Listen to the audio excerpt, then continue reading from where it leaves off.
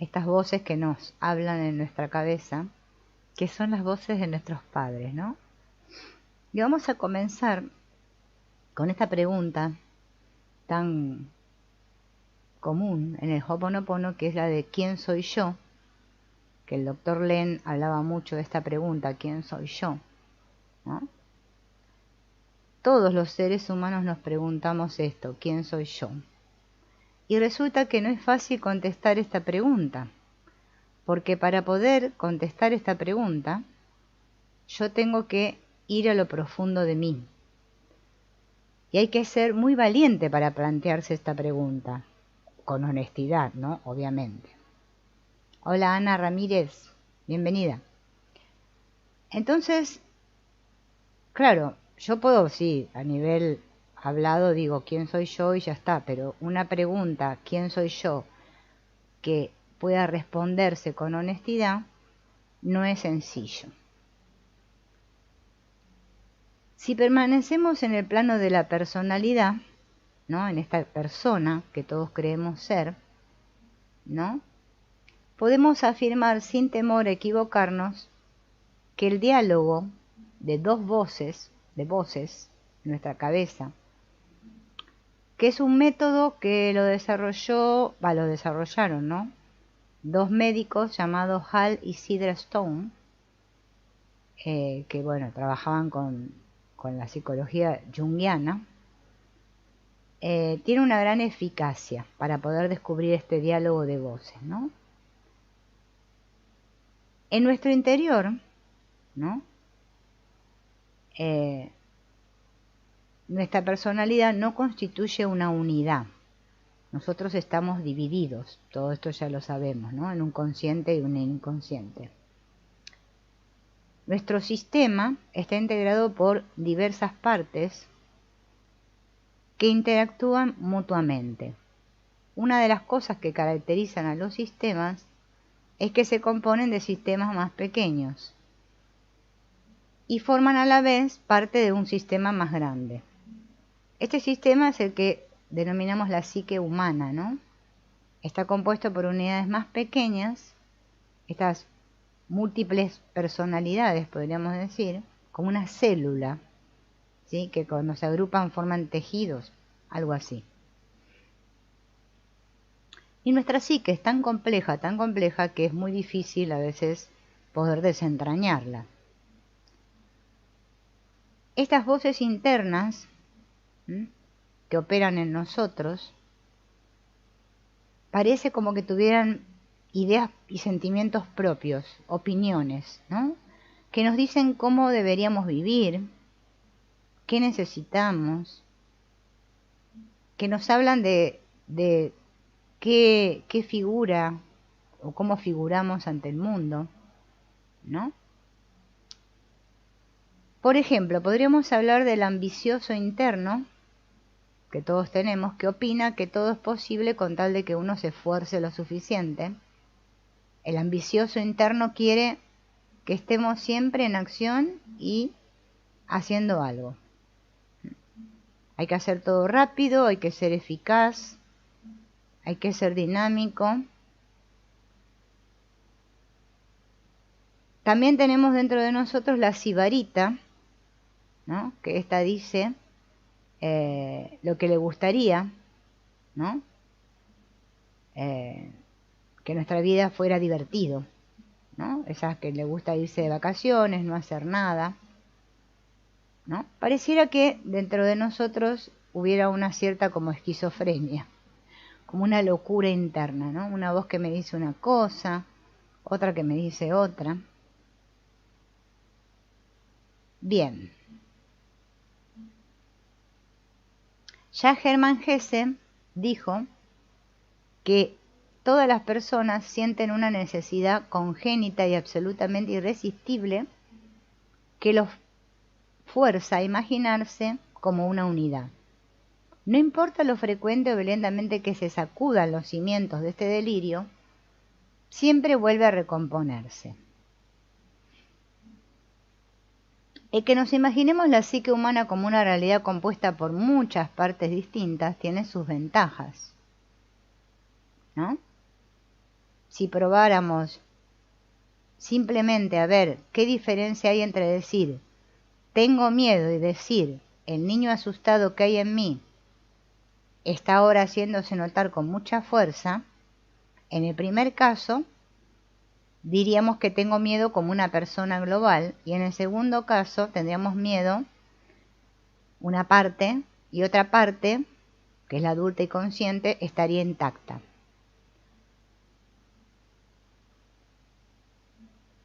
Originalmente estas voces internas o personalidades parciales cobraron figura para proteger a nuestra parte más vulnerable, que es este niño interno.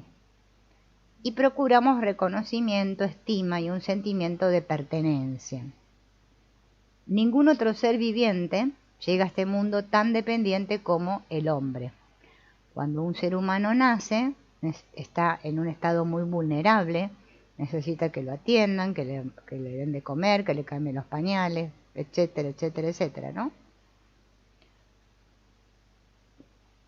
Entonces, ya desde que nace el niño se siente vulnerable y tiene que crearse los medios para poder subsistir. O sea, y después de esa dependencia que adquiere cuando es niño, tiene que independizarse.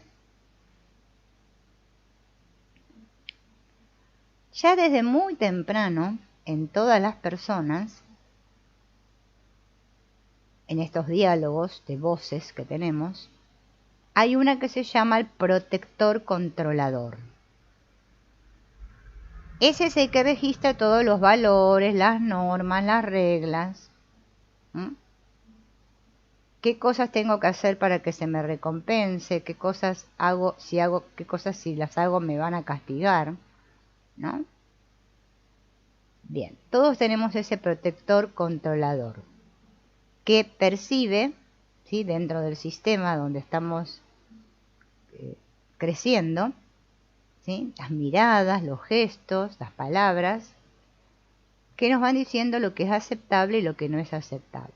Es como un guardián de nuestra psique, ¿no? Este guardián cumple una doble función porque por un lado nos protege de agresiones y rechazo y por otro lado nos limita para actuar. O sea, por un lado quiere que nos adaptemos y por otro lado, ¿no?, si no nos comportamos como él quiere, no nos vamos a sentir bien y no nos vamos a sentir aceptados. Bien. Conforme va pasando el tiempo, aparte de esta voz llamada el protector controlador, se van desarrollando otras voces en nosotros.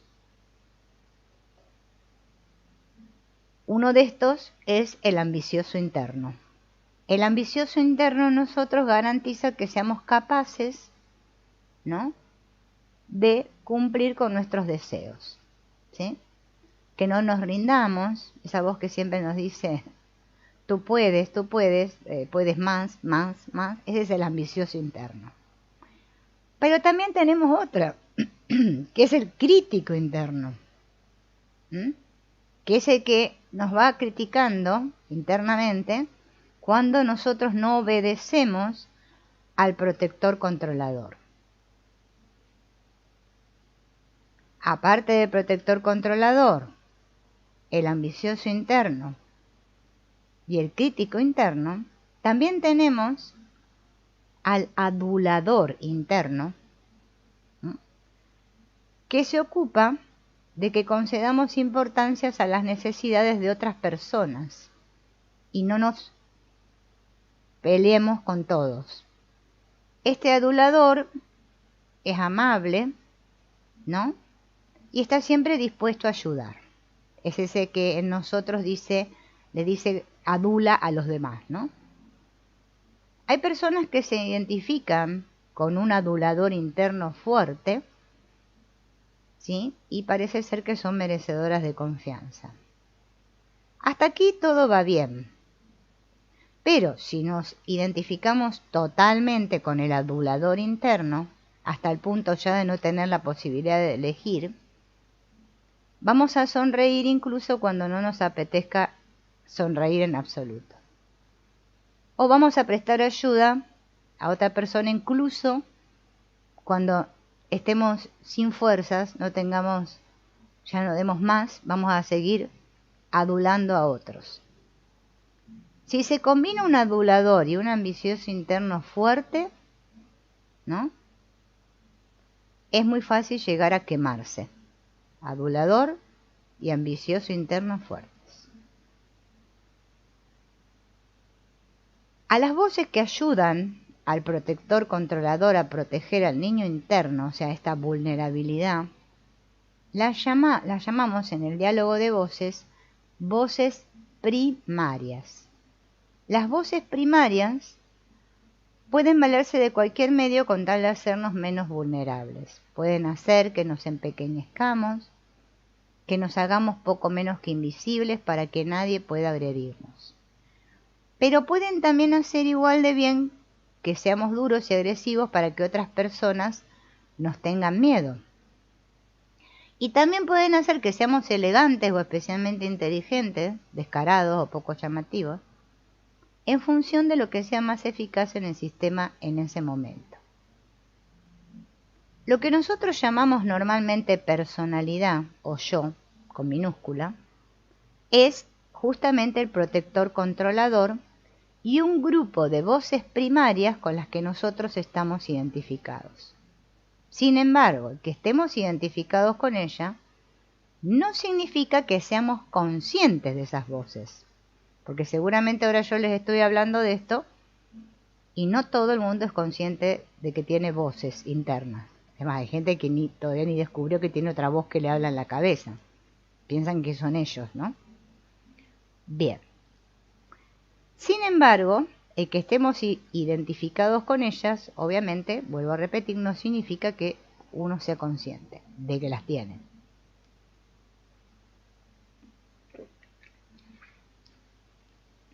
Cuanto más intensa es la identificación, tanto más se convierten nuestras voces primarias en nuestra segunda piel y menos conscientes somos todavía, ¿no? Por eso estos casos como de Eckhart Tolle, ¿no? Que es muy famoso Eckhart Tolle, que cuenta que él descubrió esa voz en su cabeza, ¿no? O el caso de Michael Singer, también otro autor que habla en el libro La liberación del alma, que habla de justamente que se dio cuenta.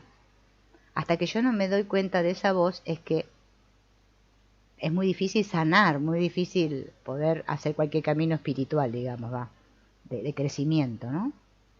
Es como que estoy identificado y no me doy cuenta. Los que descubren esto son los que empiezan a, podríamos decir entre comillas, despertar. Bien. Vemos entonces el mundo, como soy inconsciente a estas voces, todavía no me pude dar cuenta, veo el mundo a través de las gafas de las voces primarias, o de los lentes de las voces primarias, y pienso, así tiene que ser, me digo que todo va bien, y rechazamos y combatimos todo lo que se desvía de lo anterior. Las voces primarias tienen todas ellas una cosa en común. Actúan siempre por amor y existen para proteger a nuestro niño interno. Por destructivas o molestas que puedan parecer, buscan siempre lo mejor para nosotros. Están convencidas de la bondad de su misión. Bien. Pareciera como que nos dicen cosas como sin mí estarías perdido, si no fuera por mí, tu vida sería un caos.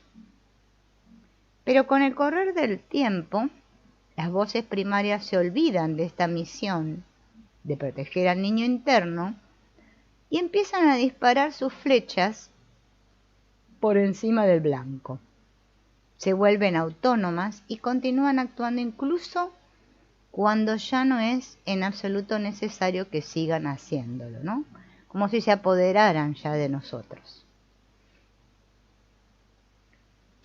En este último término, en efecto, la vulnerabilidad no es recompensada, al contrario que la fortaleza y el poder.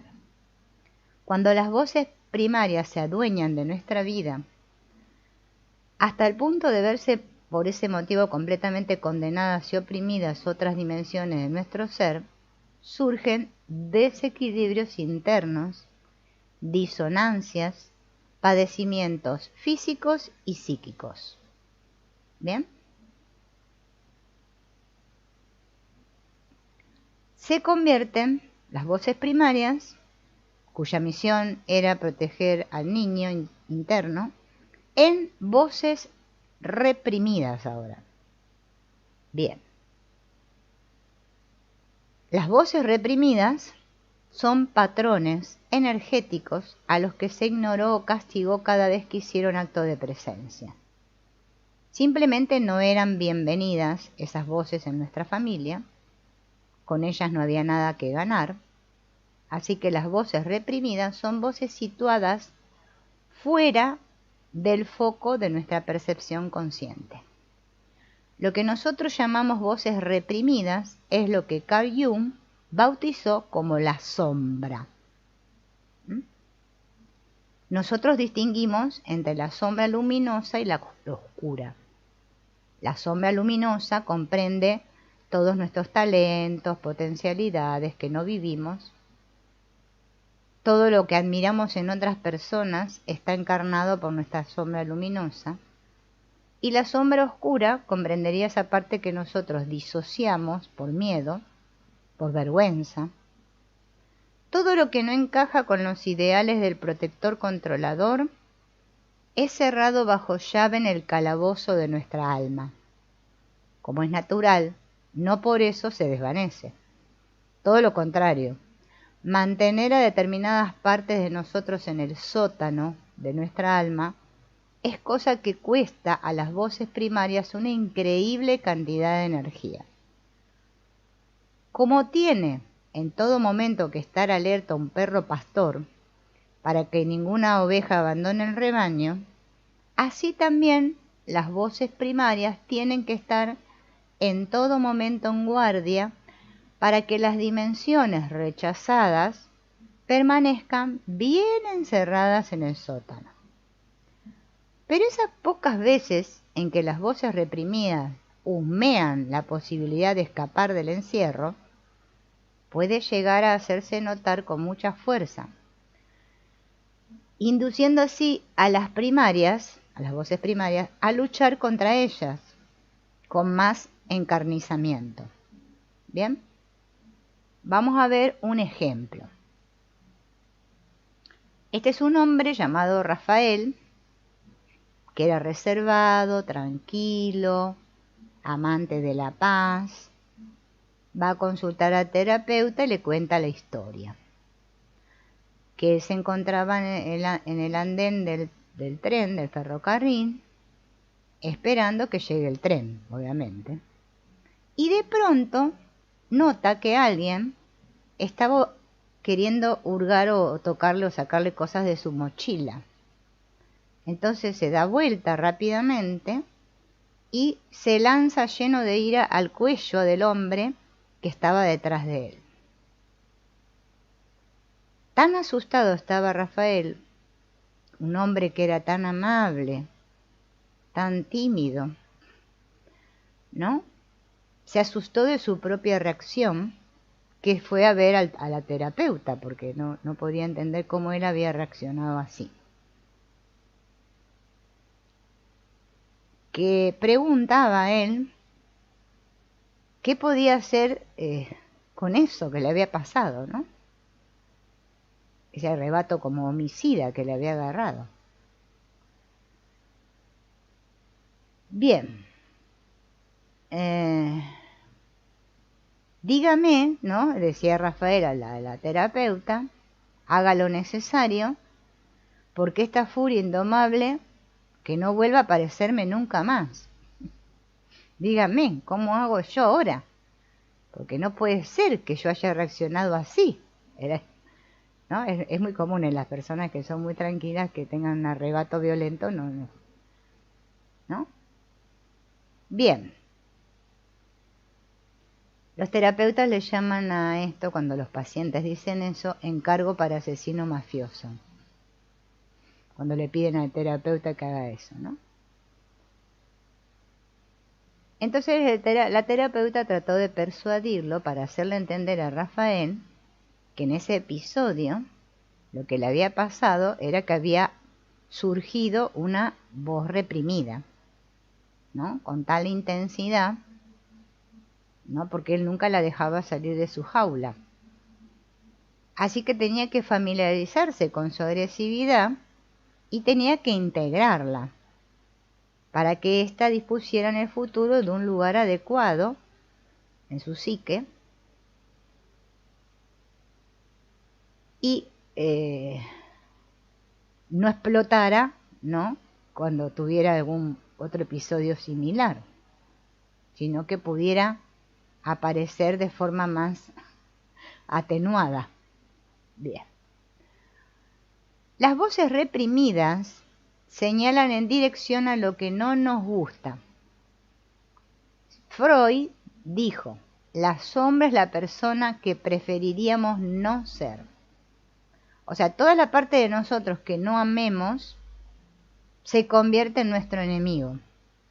Y así, todo lo que no nos gusta de otras personas, todo lo que nos saca de quicio, nos parece abominable, feo, imposible, repulsivo, apunta a una dimensión sombría en nosotros. Y lo último que queremos es llegar a ser como esa persona que rechazamos. Algo así sería espantoso. Bien. Pero la sombra sale sin cesar a nuestro encuentro en el exterior. Por eso el inconsciente siempre lo vemos ahí fuera. Nosotros no nos podemos ver el inconsciente, pero sí lo vemos en nuestras reacciones, en nuestros rechazos, en otros que aparecen ahí aparentemente, ¿no?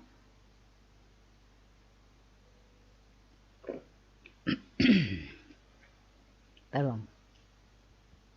En actos impulsivos, cuando metemos la pata, cuando tenemos un lapsus, en emociones que estallan de pronto, en arrebatos violentos de ira, en nuestros sentimientos de vergüenza, de culpa y también en nuestros sueños.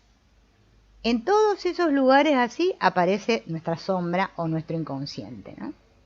Todo esto que hemos rechazado, que tiene mucho que ver con el niño interior. Por eso estamos hablando de este tema, ¿no?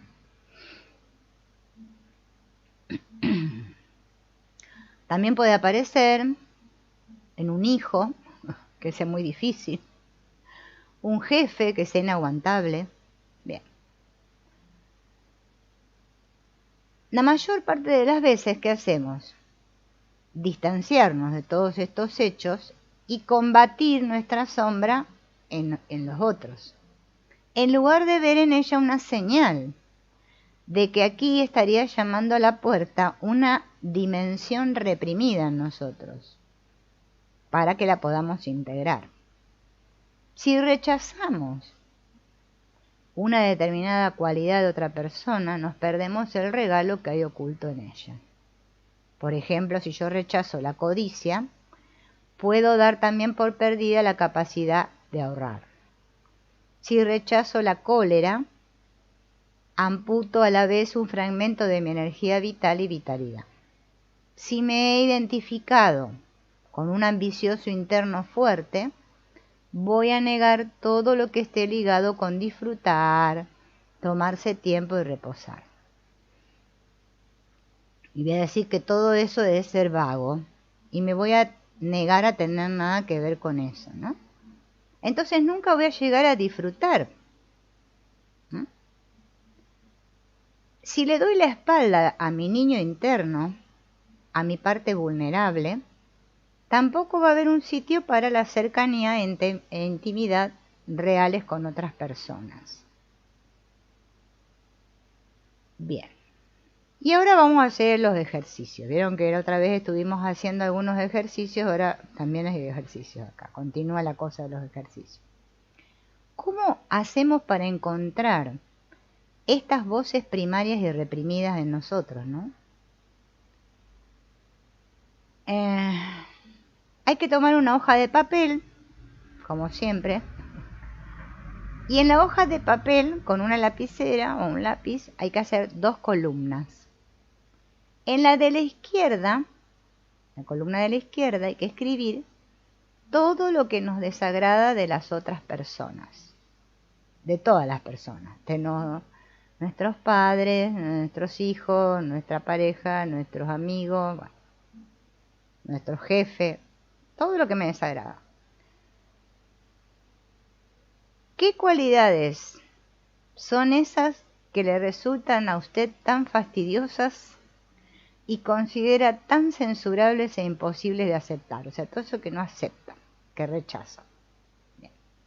Cuando hayamos terminado de escribir todo eso de la columna izquierda, nos tenemos que preguntar lo siguiente. ¿Quién acaba de escribir todo esto? Si ustedes me van a decir yo. Bien. ¿Quién es? El protector controlador y el crítico interno. Lo último que estas dos voces quieren es que usted sea como las personas rechazadas. Y en dicha medida, lo que acaba de escribir es la encarnación de sus voces reprimidas. Bien, llegados aquí, lo más probable es que se defienda diciendo que bajo ningún concepto querría ser como esas personas. Pero no es por ahí por donde van los tiros. De lo que se trata es de que en toda cualidad negativa hay también escondido un regalo que uno desprecia al rechazar esa cualidad. Por ejemplo, si yo rechazo la agresividad, puedo dar también por perdida la capacidad para imponerme y decir no. Claro, como yo rechazo, o sea, decir no es como que pareciera que uno es violento y agresivo cuando dice no. Entonces rechazo la agresividad y me pierdo la oportunidad de saber poner límites y decir no a los demás. Si observáramos las cosas todavía más de cerca, tendríamos que reconocer que hacer un uso más generoso en nuestra vida de esas voces reprimidas no sería una equivocación. Y ahora vamos a ver por qué. ¿Se acuerdan que todo esto lo escribimos en la columna izquierda? En la columna derecha vamos a escribir lo contrario de lo que pusimos en la izquierda.